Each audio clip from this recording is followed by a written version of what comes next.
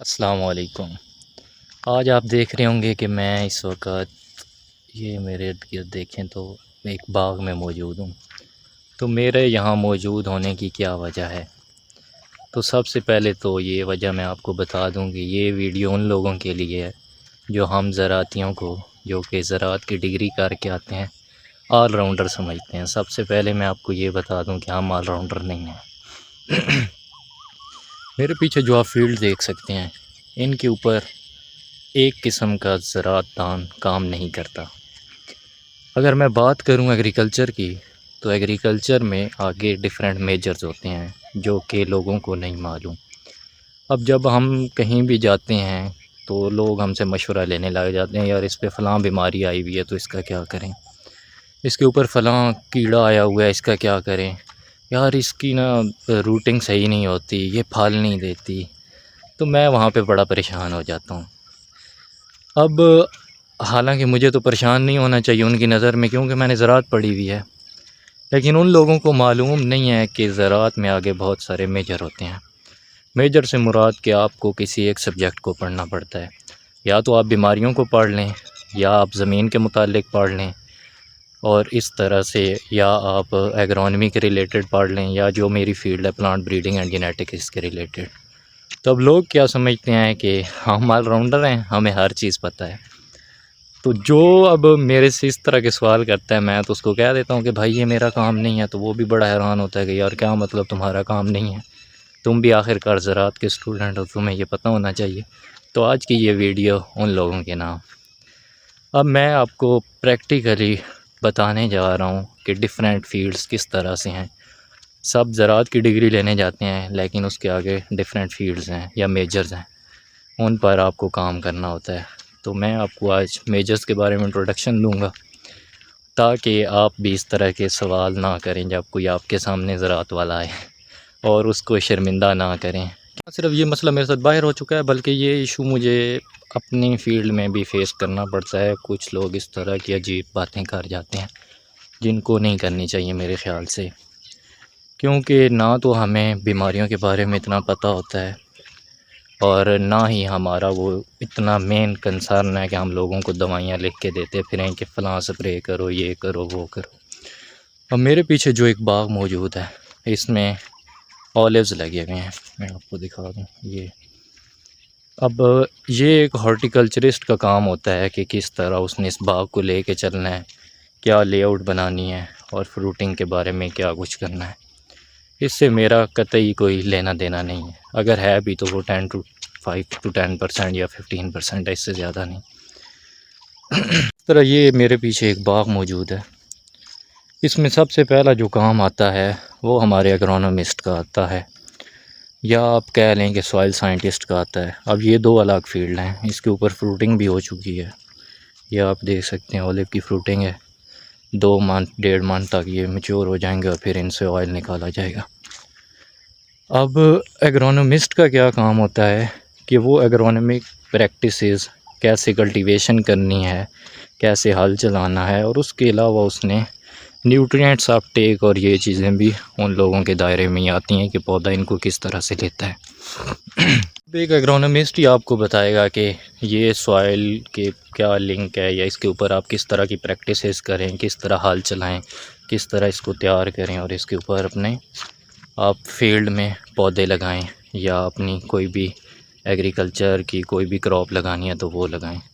ये एक काम हो गया एग्रोनॉमिस्ट का। अब इसी तरह से मैं आपको बताता हूँ सॉइल साइंटिस्ट का क्या काम होता है। सॉइल साइंटिस्ट का मेजर कंसर्न, जैसे कि उसके नाम से ही मेजर के आपको पता चल रहा है कि सॉइल के बारे में, यानी कि मिट्टी की क्या कंपोजिशन है, ये मिट्टी किस तरह की है, रेतीली मिट्टी है, चिकनी मिट्टी है, या लाल, या इसके अंदर जो न्यूट्रिएंट्स की कंपोजिशन है वो कैसी है।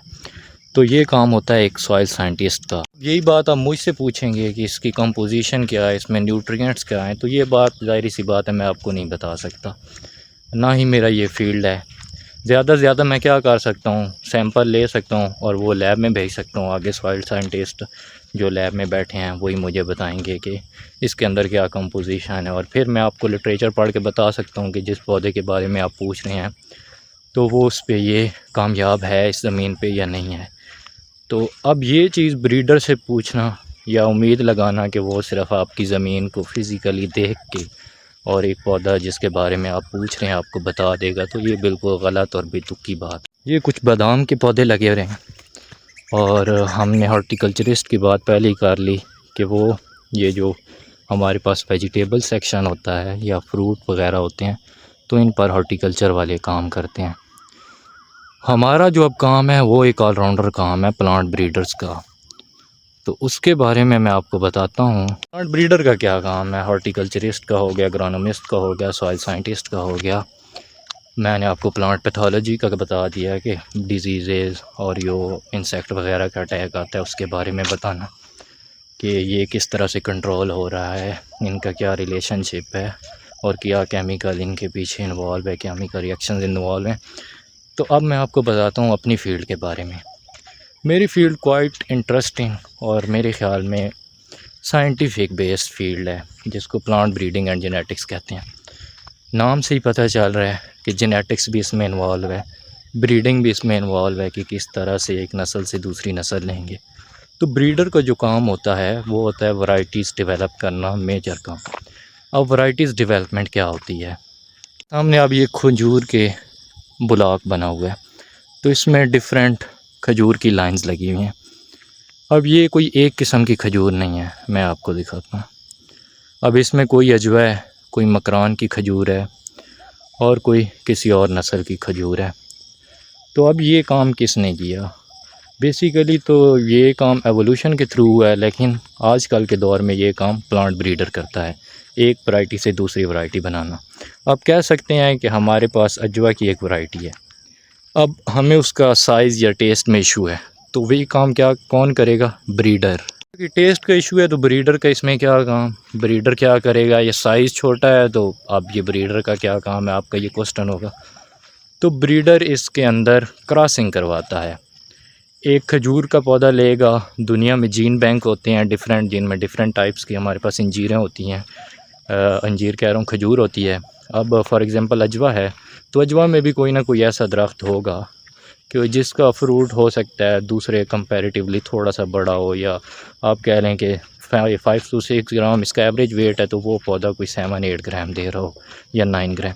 तो ब्रीडर करता ये है कि इनका आपस में क्रॉस करवा देता है। महीने के लिए हमें बेसिकली तो फ्लावर की ज़रूरत है, लेकिन यहाँ पर फ्रूटिंग हो चुकी है, फ्रूट फार्मेशन हो चुकी है। ब्रीडर एक पोलन लेगा, दूसरे पौधे पर वो पोलन ड्रॉप कर देगा और उससे पहले उस पौधे के अपने पोलन्स को वो क्या करेगा, वहाँ से रिमूव कर देता है ताकि वो आपस में क्रॉस। पोलन रिमूव हो गया तो वो ख़ुद से क्रॉस नहीं कर सकता। अब वो प्लांट जिसकी मैंने एग्जांपल दी थी कि वेट थोड़ा सा एवरेज से ज़्यादा है, उसके साथ हम उसको क्रॉस करवाएंगे और F1 लेंगे। F1 के बाद F1 हमारे पास नेक्स्ट जनरेशन होती है जो उसके सीड्स बनेंगे, उसको हमने ग्रो कर लेना है लेकिन सिलेक्शन नहीं करनी। अब उसके बाद F2, वो डिफरेंट डिज़ाइंस होते हैं जिनकी बिना पर हम सिलेक्शन करते हैं, कुछ में हम F2 में, कुछ में F5 में जाके सिलेक्शन करते हैं। तो वो सिलेक्शन करेंगे और उनका एंड रिज़ल्ट जो हमारे पास 7-8 साल बाद पता चलेगा। ये एनुअल क्रॉप्स की बात कर रहा हूँ, एनुअल से मुराद जो एक ही साल के अंदर अपना फ्रूट दे देती हैं। अब जो बात है इसकी खजूर की, तो ये एनुअल नहीं है, ये एक साल में अपनी फ्रूटिंग नहीं करती। तो एक साल में फ्रूटिंग ना करने के लिए इसको ब्रीडिंग के लिए काफ़ी लंबा अरसा दरकार है। तो इसके लिए हम जंप करते हैं जेनेटिक इंजीनियरिंग और इस तरह के टूल्स पर, लेकिन वो भी ज़्यादा टफ़ काम है क्योंकि वो एक आधा ट्रेट इम्प्रूव करते हैं, मेजॉरिटी ऑफ ट्रेट्स इम्प्रूव नहीं करते। अब चूँकि जैसे मैं बात कर रहा था खजूर की, तो इसमें हमें तो एक आधा ट्रेट इम्प्रूव चाहिए था।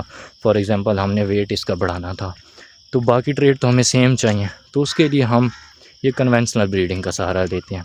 इसी तरह से ब्रीडिंग अब दूसरी मेजर फील्ड के साथ भी टच है। अब जैसे कि कोई डिज़ीज़ आ जाती है तो ये जो डिज़ीज़ रेजिस्टेंट वैरायटी बनानी है ये भी ब्रीडर का काम है। वो उनसे इंफॉर्मेशन लेगा किस तरह की इशू हो रहा है, फिर जीन आइडेंटिफाई करेंगे और फिर क्रॉसिंग, ये कन्वेंशनल तरीके से या फिर जेनेटिकली उसको मॉडिफाई करके इसको अपना इशू सॉल्व कर सकते हैं। तो ब्रीडर के ये काम है। अब जिन लोगों को लगता है कि ब्रीडर का ये काम है कि वो आपको स्प्रे बताए, वो बिल्कुल गलत है। और मैं नहीं चाहता कि आप इस वीडियो को देखने के बाद भी लोग इस तरह के सवाल करें, ख़ास तौर पे वो लोग जिनकी अपनी एजुकेशन एग्रीकल्चर है, तो वो बहुत गलत इस तरह के सवाल करते हैं। मेरे साथ हो चुका है एक आधी बार किसी ने स्प्रे का नाम पूछ, कहते हैं कैसी ज़राअत पड़ी है। मैंने कहा भाई मेरा मेजर ही नहीं है तो मेरा इससे क्या ताल्लुक़ वास्ता है स्प्रे से। तो इस तरह के क्वेश्चन नहीं होने चाहिए मेरे ख़्याल से। या वो बंदा करे जिसको नहीं पता तो ठीक है यार, समझ आती है कि इसका कोई लेना देना ही नहीं है। लेकिन वो बंदा जिसकी अपनी एजुकेशन ही यही है, एग्रीकल्चर उसने पढ़ी है, वो इस तरह के क्वेश्चन करे तो ये बिल्कुल बेहुदा सी बात है। फील्ड जिसको हम मिस कर रहे थे वो है एंटोमोलॉजी। आपको मैं ये सिट्रस ब्लॉक में लेके चलता हूँ और एंटोमोलॉजी समझाने की कोशिश करता हूँ। एंटोमोलॉजी में हम लोग देखते हैं कि जी कीड़े किस तरह से अटैक करते हैं, या हमारे पास पैरासिटिक कम्बिनेशन किस तरह से बनते हैं। अब यहाँ पर तो कोई कीड़ा साचा मुझे नज़र नहीं आ रहा, लेकिन आपने देखे हुए होंगे कि सुंडियों का हमला हो गया जी कपास पर, और इस तरह से फ्रूट था घर में यार, उसके फ्रूट तो बिल्कुल ऐसे तो बिल्कुल फ्रूट ठीक है, लेकिन क्या है कि जी जब वो पक जाता है नीचे उतारते हैं उसके अंदर कीड़े होते हैं। तो इस तरह की जो स्टडी है वो एंटोमोलॉजिस्ट करता है। वो एंटोमोलॉजिस्ट आपको बताएगा कि ये स्प्रे करें, ये कीड़ा है इस पर, इसका ये कंट्रोल है। तो ये काम एंटोमोलॉजिस्ट करेगा, ना कि प्लांट ब्रीडर करेगा। तो प्लांट ब्रीडर का ये काम हरगिज़ नहीं है कि वो आपको स्प्रे बताए, ना उसका स्प्रे बनाने से कोई ताल्लुक़ वास्ता है। ये केमिकल फार्मूलाज एंटोमोलॉजी वालों को पता होते हैं, और एंटोमोलॉजी वाले ही आपको बेहतर बता सकते हैं कि क्या करना है। हाँ, जनरल हमें कुछ क्रॉप्स पढ़ाई जाती हैं जिनका हम जनरल बता देते हैं कि ये इशू है तो ये कर लें, लेकिन बिल्कुल हमसे सिर्फ उम्मीद लगा लेना ये बिल्कुल गलत बात है। और मेजर भी इंट्रोड्यूस्ड हुए हैं हमारी यूनिवर्सिटी में, पहले दूसरी यूनिवर्सिटीज़ में तो हैं, यूएफ में हैं, औरों में भी हैं, वीड साइंसेज और सीड साइंसेज। तो इनके बारे में थोड़ा सा बता दूं कि वीड साइंसेज ये जो जगह जगह आपको वीड्स नज़र आ रही हैं, इनके रिलेटेड है कि ये क्रॉप्स को कैसे हार्म पहुंचाती हैं, इनका कंट्रोल क्या है। और ये देखें यहाँ पे भी वीड्स हैं काफ़ी ज़्यादा, तो इनको कंट्रोल कैसे करना है, और इनकी स्टडी जो सारी है वो वीड साइंसेज के अंडर आती है। इसको समझने के लिए आप समझ लें कि ये ब्रीडिंग के बस दूसरा बाजू है, या ये ब्रीडिंग ही है, बस इसका नाम चेंज है, या इस तरह का। क्योंकि सीड साइंसेज में मेन काम आपका सीड डेवलपमेंट का है या सीड मल्टीप्लिकेशन का है।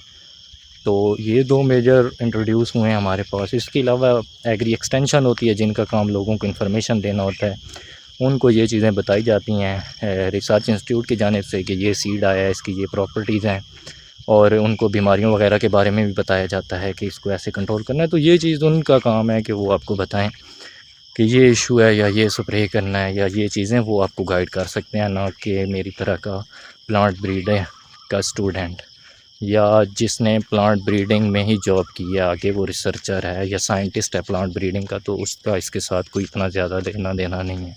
अब इस फील्ड में आप ऑलमोस्ट हर मेजर को देख सकते हैं, लेकिन हर मेजर अलग अलग है।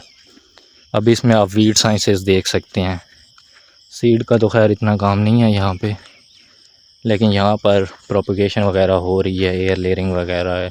यहाँ पे आप हॉर्टिकल्चर को देख सकते हैं, नीचे आप सॉइल साइंस को देख सकते हैं, और इसके अलावा आप एंटोमोलॉजी वगैरह या पैथोलॉजी वगैरह, कुछ डिजीज़ वगैरह जो यहाँ पे मौजूद हैं वो आप देख सकते हैं। तो यहाँ पर अब ये कहना कि एक एग्रीकल्चर का बंदा जिसने दूसरा मेजर रखा है वो आपको कंप्लीट इन्फॉर्मेशन देगा, तो ये बिल्कुल गलत बात है। तो अब देखें, आप डॉक्टर के पास जाते हैं तो कुछ डॉक्टर होते हैं आपके पास जनरल, जो आपको हर चीज़ का बता देते हैं, मेजर आपका जी मैदे का इशू है, ये इशू है, वो इशू है। तो ये हमारे पास काम करते हैं एग्रीकल्चर एक्सटेंशन वाले, ये आपको मेजर सब कुछ बता देते हैं कि इस तरह की सॉइल होनी चाहिए, ये इसके ऊपर बीमारियां आ सकती हैं, इनका ये स्प्रे है, और ये इनका सीड वगैरह की अच्छी वैरायटी है, या इस तरह की चीज़ें। उसके बाद डॉक्टर की जो दूसरी किस्म होती है वो स्पेशलाइज्ड डॉक्टर होते हैं। एक कान का डॉक्टर है, गले का है, तो वो आपको लिवर के बारे में नहीं बता सकता, स्टमक के बारे में नहीं बता सकता, हो सकता है मेजर सिम्टम बता दे, लेकिन ये बिल्कुल नहीं बता सकेगा कि आपको ये हो रहा है तो ये टेस्ट करवाएं, हो सकता है कैंसर हो। तो इस तरह की चीज़ें उससे उम्मीद रखना बिल्कुल गलत है। तो हमारी एग्रीकल्चर में भी यही सीन है भाई। अब हर एग्रेरियन सेम नहीं है, कुछ एग्रेरियन जनरल हैं जैसे एग्रीकल्चर एक्सटेंशन वाले, और कुछ एग्रीकल्चर वाले हमारी तरह स्पेसिफिक हैं जो रिसर्च साइंटिस्ट हैं या साइंटिफिक ऑफिसर्स हैं रिसर्च के। तो उनसे उम्मीद रखना कि वो आपको कंप्लीट इन्फो देंगे, ये बिल्कुल गलत है। और अगर कोई दे देता है इस तरह की इन्फॉर्मेशन तो ये उसका नॉलेज है या उसको पढ़ने का ज़्यादा शौक़ है, या हो सकता है कोई इस तरह की इंटर्नशिप वगैरह कर चुका है और दूसरे फील्ड की, तो तब उसके पास ये नॉलेज है। तो मेजर नॉलेज तो होगा, बेसिक चीज़ें, लेकिन बिल्कुल डिटेल वो बिल्कुल आप नहीं कह सकते कि वो आपको प्रोवाइड कर सकता है। वीडियो और इसमें मेरी कुछ दिल की बातें थी जो मैंने कहा कि व्लॉग की सूरत में आपको बता दूं, अपनी थोड़ी सी फील्ड ऑफ स्टडी के बारे में बता दूं कि मैं क्या पढ़ रहा हूं ज़राअत में, और कुछ आपको प्रैक्टिकली चीज़ें दिखा दूं। बेसिक चीज़ें दिखाई हैं आपको, लेकिन आपको आइडिया हो गया होगा कि एग्रीकल्चर सब्जेक्ट या एग्रीकल्चर की एजुकेशन किस तरह से रन होती है। मौसम भी अब ख़राब हो रहा है, हवाएं आ रही हैं और ये पीछे बादल आ चुके हैं। तो आज का जो हमारा वीडियो लॉग था, जिसका बेसिक मकसद इन्फॉर्मेशन देना और उन चीज़ों से बचना जो लोग करते हैं, वो मेरे ख़्याल में कुछ ना कुछ हद तक कंप्लीट हो चुका है। तो आपके सामने भी, आप जब कोई एग्रीकल्चर का बंदा आए, कोई एग्रीकल्चर का पर्सन आए, तो बजाय उसे सीधा ये कहने के कि ये पत्ता नीला पीला क्यों है, उसके ऊपर ये दाग क्यों है, मुझे इसकी दवाई बताओ वरना मैं तुम्हें एग्रीकल्चरिस्ट मानने को तैयार नहीं हूँ, बिल्कुल गलत है। पहले आपने उससे उसका मेजर पूछ लेना है कि तुम्हारी फील्ड ऑफ स्टडी क्या है, उसके बाद उससे कोई बात आपने करनी है। ना उसको शर्मिंदा करें और ना इस तरह की वीडियोस देख के फिर खुद शर्मिंदा हों। अल्लाह हाफिज़।